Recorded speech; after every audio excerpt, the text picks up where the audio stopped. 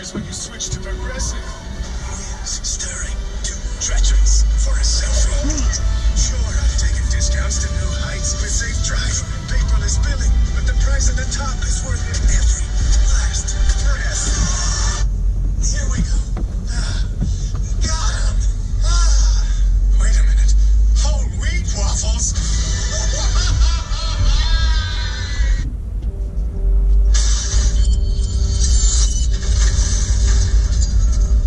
Stay with me, Mr. Parker. When a critical patient is far from the hospital must come to the patient. Stay with me, Mr. Parker. The AT&T network is helping first responders connect with medical teams in near real time. Stay with me, Mr. Parker. Saving time when it matters most.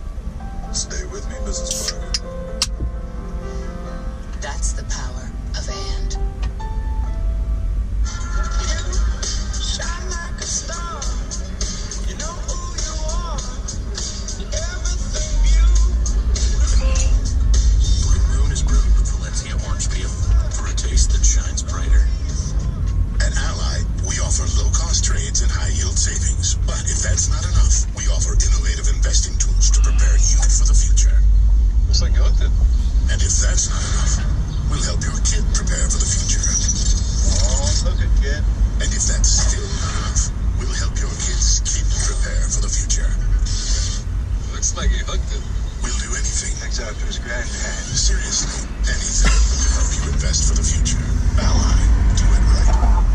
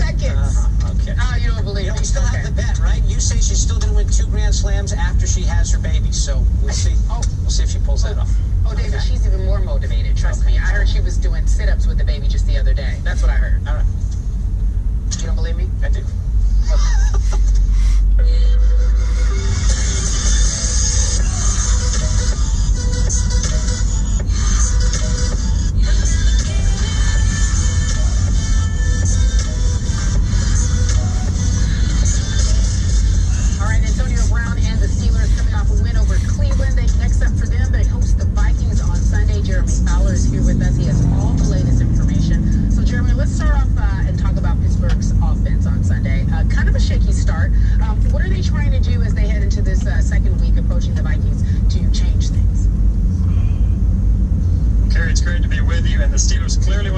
to a better start. I was just in the locker room a little bit ago. I spoke with Ben Roethlisberger on his way to a team meeting. He stopped for a few questions, trying to process what it's going to take to handle this big, ferocious Vikings defensive front. And Roethlisberger seemed intrigued by the empty set formation they ran later in the game against Cleveland last week. That means no running back, 4 or 5 receivers, just trying to spread the ball around in a no-huddle offense. He knows they need some run-pass balance. They can't do it all the time, but they definitely want to sprinkle it in to get themselves on proper footing earlier in the game and to try to avoid some penalties. Roethlisberger is known for being a ferocious quarterback at home in Heinz Field, where he's averaged 3 touchdown passes per home game in his last 2 years. So he is urging his black and gold crowd to get loud and proud on Sunday. I expect it and hope it'll be sold out, loud, crazy. You know, we need to bring back the that home field, Heinz Field kind of mystique, if you will.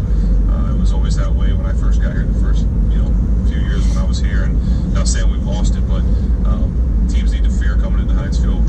1, because of the fans and the craziness, and 2, because of our play. A little fantasy alert for you. Watch out for tight end Jesse James. 2 touchdowns last week. Roethlisberger said that James has been playing with an edge, particularly in the last couple weeks when they made a trade for tight end Vance McDonald. James wanted to answer the bell and prove that he is the starting tight end. And Roethlisberger said it looks like Coach Mike Tomlin did challenge James with the move, and James has responded. All right, so then speaking of responding, let's talk about our guy, Le'Veon Bell. 32 yards rushing on 10 carries. What's the plan for him this Sunday? What's the workload? Well, they're not going to cap his workload. I mean, they want to get him more involved. 13 touches is not enough. I spoke with guard David DeCastro. He said we wanted to run the ball more last week, but penalties just killed us. And so they know Bell is their workhorse. They want to see him in that 20 to 25 touch range. That means that they're getting the ball downfield and they're milking drives for 5 or 6 minutes. And Coach Mike Tomlin, he's done with the storyline about Bell missing camp and having a career low 47 yards Sunday against Cleveland. As a result, he's not making that connection at all. He said that the penalties they had against Cleveland would have been a byproduct of low production 3 years ago as opposed to this year. He said, I'm done with it. But he did point out Bell needs to get better, and he will. Did he point out the fact that Bell wants to work at a Dairy Queen or may have worked at a Dairy Queen during his time? Did he talk about that storyline at all, Jeremy? Yeah, Gary, I was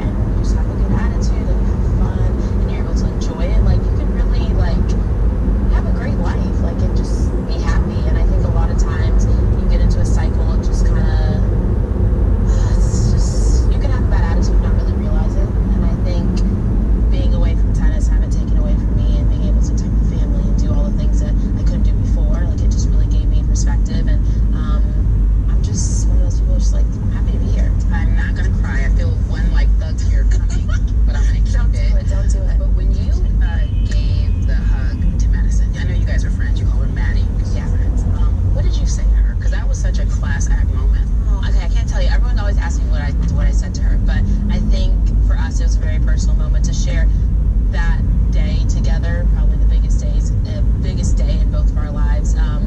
It was sad that someone had to lose. I feel like I told her I wish there could have been a draw because I feel like both of us should have been able to win. It was such a big day, and we worked so hard to get there. Her having surgery in the middle of the year, me having surgery at the beginning of the year. Like, if anyone would have said, "Oh, you guys are going to play in the finals," I think everyone would have been like, "That's not possible." So for us, for me, it was the best day of my life. That's also my friend, and I couldn't just leave her hanging. Like, if anything, in 15 years and 20 years, like, I hope that Maddie's still my friend. Like, I'm gonna have her at my wedding. Like, I'm not getting married, by the way. Yeah.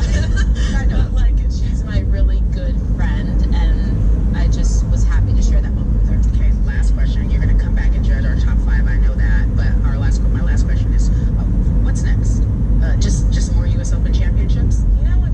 Yeah, More slams. Yeah, more slams, more slams. But honestly, people are like, "Oh, I'm day to day," or football, they're like, "Oh, I'm day to day." I'm literally like second to second right now. So I'm just trying to like take it all in, enjoy the moment, and kind of just process everything that's happened the last couple of days. Just as glamorous off the court as you on. Here we are, beautiful lady hanging out with us. Sloane Stevens. She'll be back, folks. I love you. Is that okay? Can I say that? Okay, hugs. Oh, gotta get out. Hugs. We'll be back in a moment.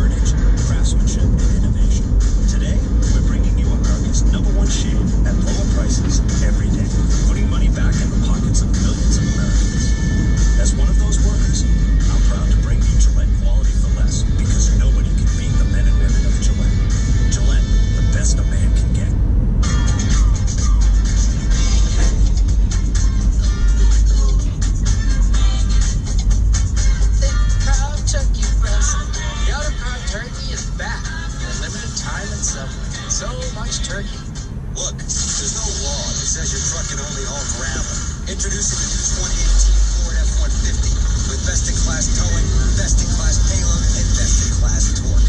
The F-150 lineup has the capability to get big things to big places big time. So bring out your ATVs, your campers, your Palominos. Hey, you're not always working, but your truck is. This is the new 2018 Ford F-150. It doesn't just raise the bar, pal. It is the bar. RP to them. So, Gary, looking for someone who's cool under pressure.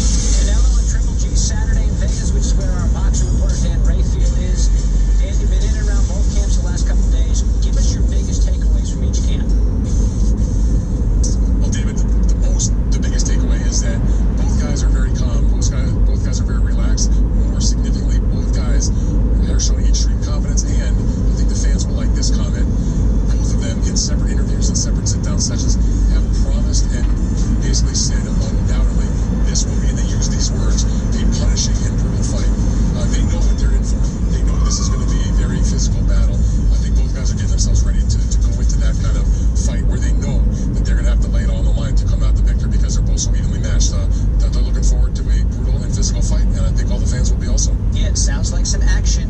Final press conference later on today. What is the relationship between these two, Dan? That's interesting. They don't. There's no animosity really between them. I mean, they're competitors, and they both want to win the fight, obviously, but they respect each other. They've called each other great fighters. I found this to be interesting. When I was at Dodger Stadium on Sunday in Los Angeles when Gennady Golovkin was throwing out the first pitch, I had an opportunity to talk to him there. And I asked him, I said, you guys don't really dislike each other, do you? And he said, look, we're competitors, and we want to win. But he said to me, in the future, he could see himself being friends with Canelo Alvarez, going out to dinner with Canelo Alvarez, talked about the fact that maybe someday they'd have their children play together. So it's all business, but there's other guys outside the ring, and it's always great when you see great boxing rivals become close friends. I think of Mickey Ward, Arturo Gatti, who had 3 hellacious battles, became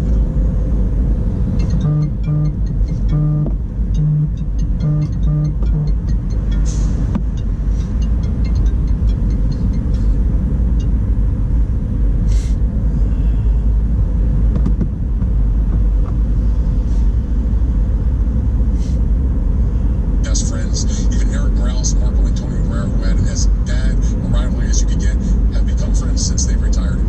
That kind of thing doesn't actually really sell the fight too much, but you don't need that hype for this fight. It's going to be so good. It's 3 days off at T-Mobile Arena in Las Vegas. Dan Rayfield keeping us busy, keeping us informed all week here on Coast to Coast. We're back more after this.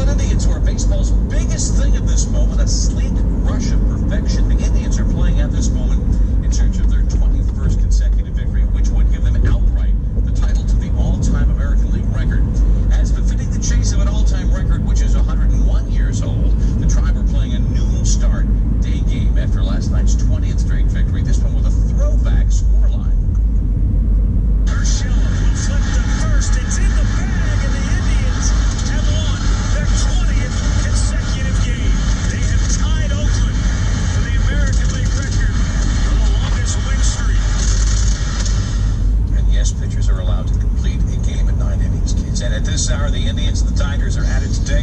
Mike Clevenger on the hill for the Tribe top of the first, 2 aboard.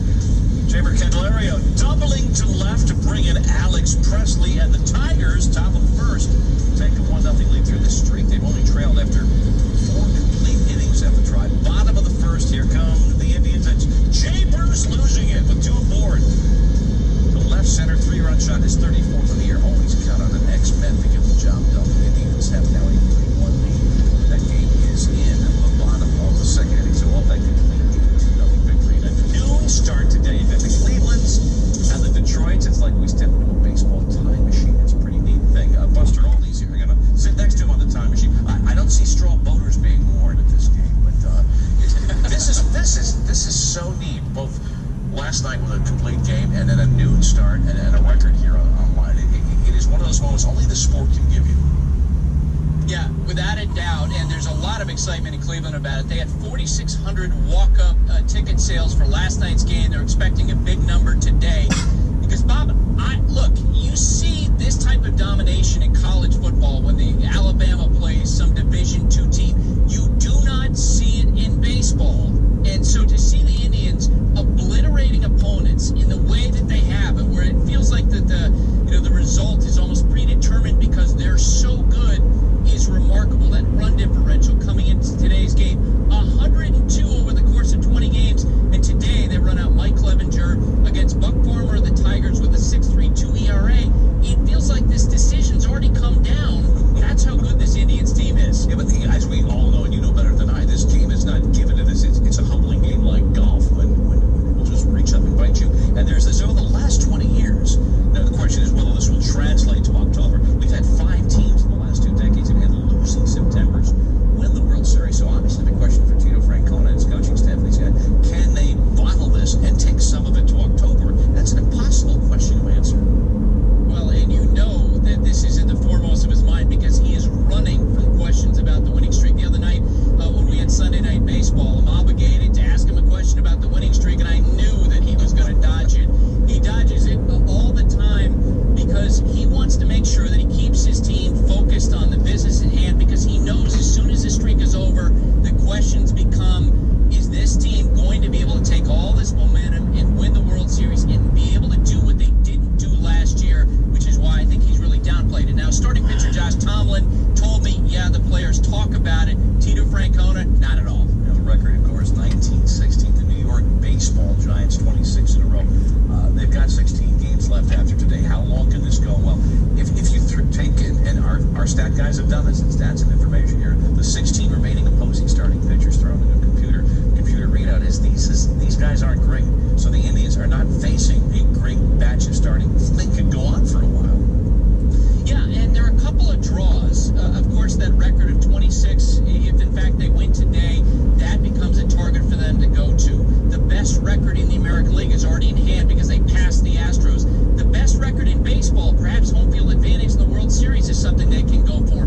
But I'd almost bet the family farm back in Vermont that if the Indians break that record by the 1916 Giants, Terry Francona would probably almost rather his team lose at least one game as we get closer to October, just to get the conversation about the streak, which has become a thing, behind his players. Certainly, and the same one thing is now top of the third, and Cleveland continues to rock. They've got the lead.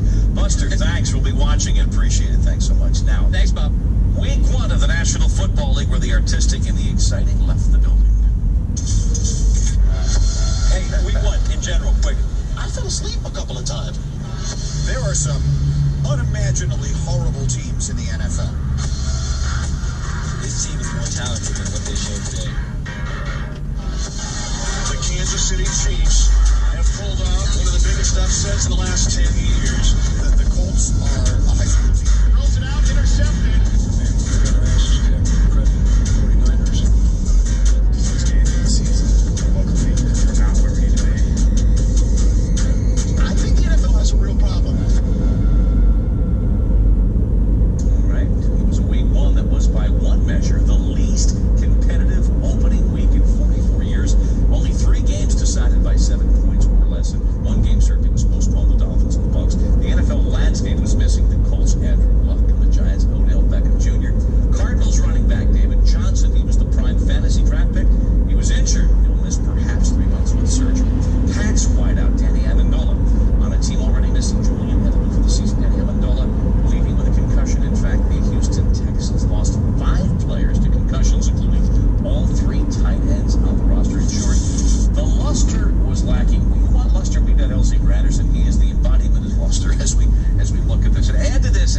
start our look at week one. The Patriots ripped out their synthetic field, said it was not up to our standards. Yeah, they lost on it Thursday. They replaced that yesterday. What's your takeaway on week one? Week one really goes back to the draft. You know, one of the narratives that we heard over and over again was how weak the draft was in terms of finding the offensive linemen. And I think you saw that kind of percolate into the week one. You saw very poor offensive play. Look, Andy Dalton may not necessarily be a Super Bowl winning quarterback, but he certainly is better than the 4 picks that he threw, but he was under duress the entire game. I think between the poor draft and as well as the new rules in terms of practices, not allowing offensive linemen to practice with pads on from the 2011 CBA agreement, I think that is starting to show in terms of the play in the week one. I expect it to get better, Bob, but I mean, if you can't block your quarterback's not going to have a good game. If your quarterback doesn't have a good game, it's not going to be a good game. Yeah, we have been hearing that whole OTA restriction on live hitting, not excuse, but that statement through the air for the last several years, and this might be the bitter fruit. Yeah, absolutely. I think they were able to get away with it just because, again, the drafts prior to this year's drafts have been decent. Everyone kept saying this was a bad draft for the offensive line, and I think if you weren't able to pick up a rookie to kind of help you out right away, then you just got exposed on Sunday.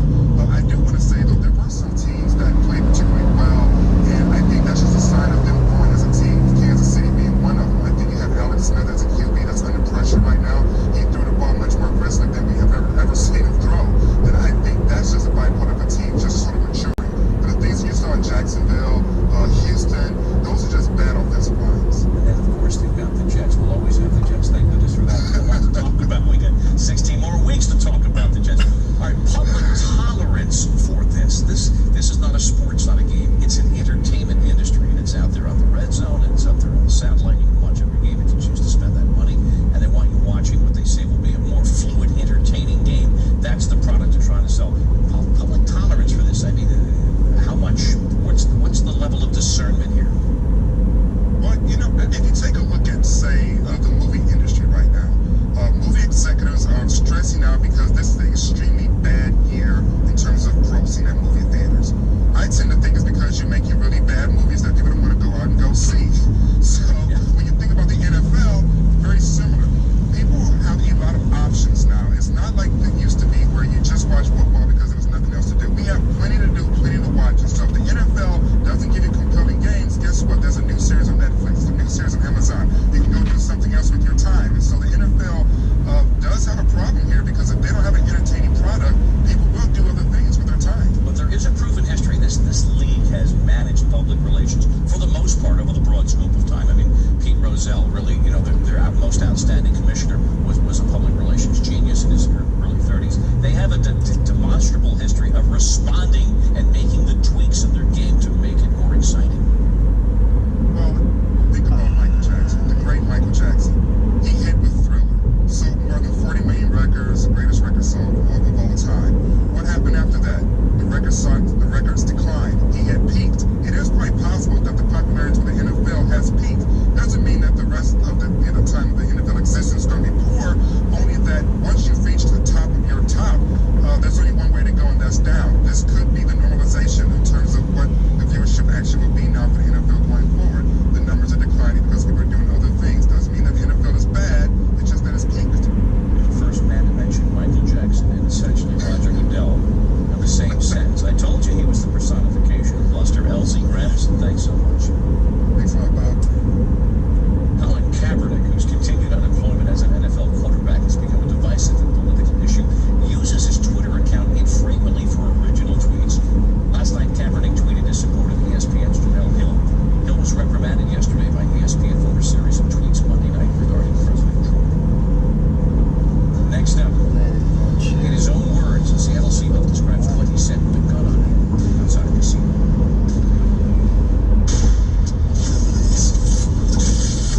American Assassin is a high-octane action thriller from start to finish. It's very gratifying to pry at birds off the screen. Michael Keaton is fantastic. What how short it is.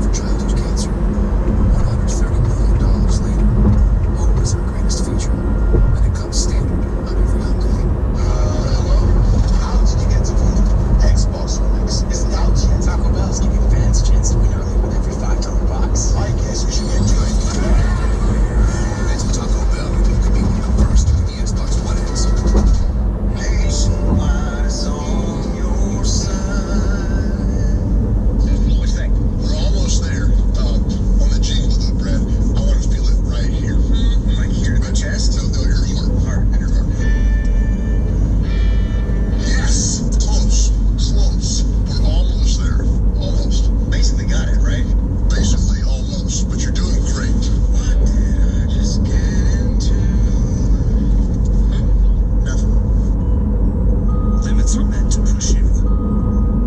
But I'm not afraid to push back. Chase down your passion. Never halfway. Hold tight. What does FanDuel do to your football season? Same thing cheese, guac beans, salsa, and beef tuna chips. Makes it better. Contests start from $1. You can play against your friends or even compete for a share of $1 million. Play to win tickets to games and incredible fan experiences. FanDuel. It's the fully loaded nachos your daily fantasy football game's been waiting for. Get free entry into the Sunday Million with over $1 million in cash prizes when you make your first deposit. Use promo code CATCH.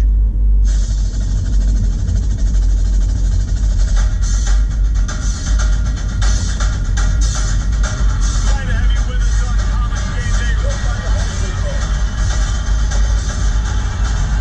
I'm really feeling this vibe right now. I love this. This is a big week in college football. This is what game day is. Tell it to us.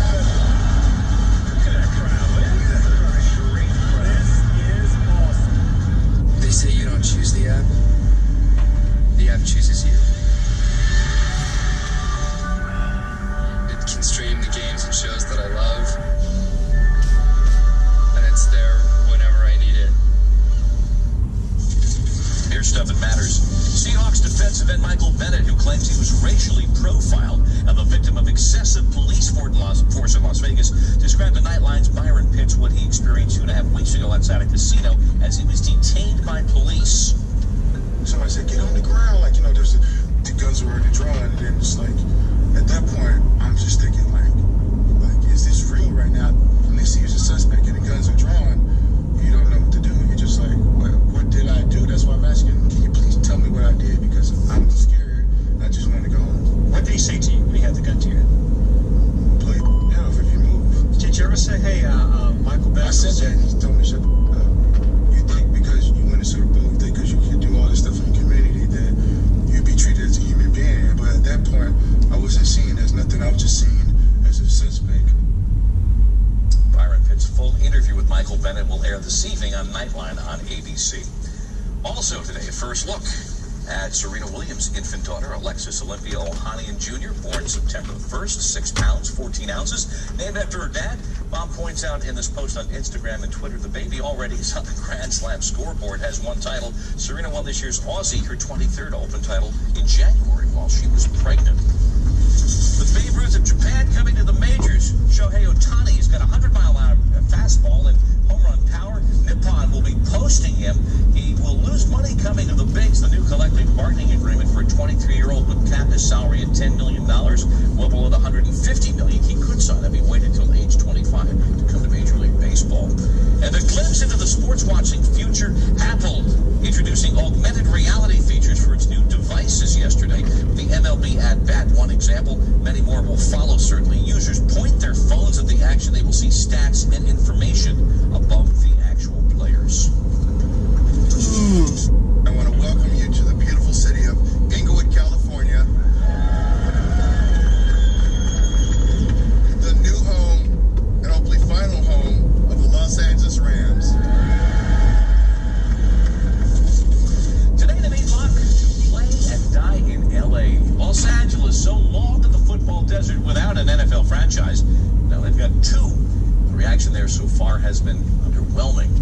The Rams came back to LA last year with a yawn-inducing 4-12 season, and now their week 1 of season 2 was a change of mojo blowout of the Colts with hardly as many eyewitnesses as such a victory would be expected to normally attract. They said they sold 60,000 tickets. Perhaps half of those folks showed up all week in action.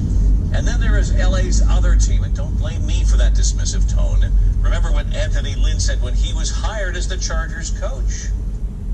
I'm so proud to be the head coach of the LA Chargers. Oops. Oops, and remember what an NFL referee said on a Monday night. First, charge timeout, San Diego. Now, this was after the Chargers first announced a new logo for their new city that borrowed uncomfortably from the Dodgers' iconic interlocked letters. That lasted 4 days. Wouldn't you like to have been in that meeting? And how about the meeting where somebody said, hey, I've got another idea. How about free Chargers tattoos?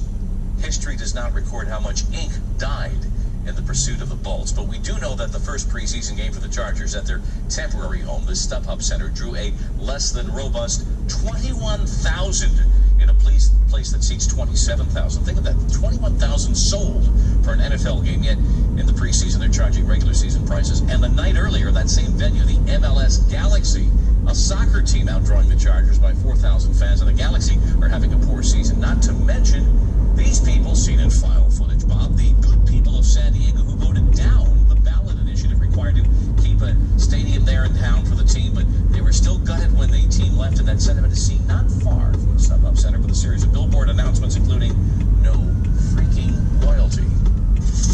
Well, obviously, La La Land dances to its own beat. ESPN's Rush Kazi knows the rhythms of the city of Rush. If there is NFL fever in LA, is the needle moving at all? Bob, there is a fever for the NFL, but it's not bad football. When you see these images of these empty seats, I kind of wish there was a little graphic that said the Rams were 4-12 last year. They haven't had a winning record since 2003. The other team that we just got, they were 5-14 last year. I mean, they are not a good football team, and so it's a little bit like Hollywood. If you put out a bad movie, no one's going to show up. If Justin Bieber puts out a series of bad records and no one shows up to his concerts, is that the fans' fault or Justin Bieber's fault? So I blame the teams. It's a bad product on the field. You had to drop a beeps on me. All right. Did Los we had Michael Jackson in the last segment. All right. But did LA miss football? Exactly. Did LA miss it? Listen, we missed good football. The high water mark was when the Los Angeles Raiders won a Super Bowl. So when you have a good football team, USC, number 4 in the country,